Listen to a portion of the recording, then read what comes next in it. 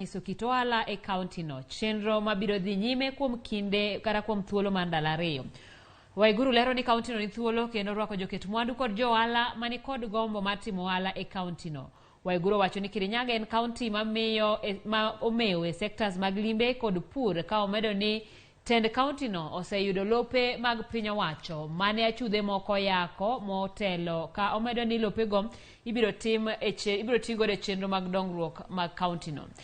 That can be exploited in our county include fast-growing tourism sector, in which attractions such as water sports, the scenic Mount Kenya view, the vast Moya rice fields, and the breathtaking waterfalls along Thiba River.